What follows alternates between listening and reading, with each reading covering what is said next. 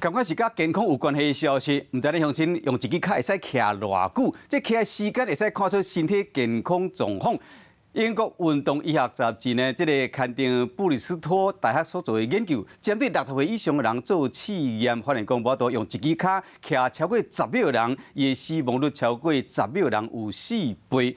这个新北党政科医师黄显嘛讲，伊无多用一支脚徛的人，往往有伤大颗心脏病、高血压甲高血脂的症头。所以讲60岁以上的人，你若无在调用一支脚徛超过10秒钟，健康确实有问题。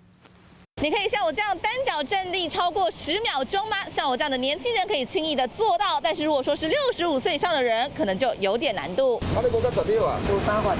2、3、4、5、6。凊彩找一个是大人来试，真侪人一支脚徛咧东倒西歪，冇人无法度徛超过10秒。阮较济袂呢。胸坎动症专科医生黄显就伫咧人面册顶分享，英国运动医学杂志刊布里斯托大学研究，因伫咧2009年2月到2020年12月，找1702位51岁到75岁，平均61岁的人，用一支脚徛10秒，有20%的人做袂到，无法度徛超过10秒。10年来死亡率是17.5%，比会当徛超过10秒的人高4倍。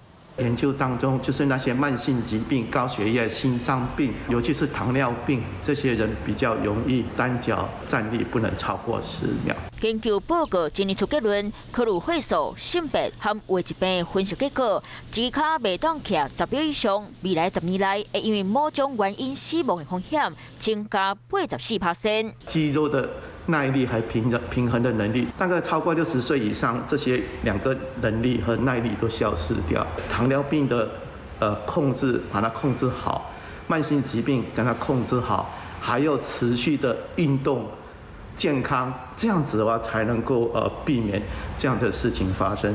医生解说，无法度一支脚徛超过10秒的是大人，大部分有大颗心脏病、高血压和高血压的症头，所以一支脚维持10秒真重要。特别在都有可能是你的身体健康出问题。Hello， 大家好，我是乃瑜，要教给大家2个任务。第一个，华视新闻的脸书专页，你按赞了吗？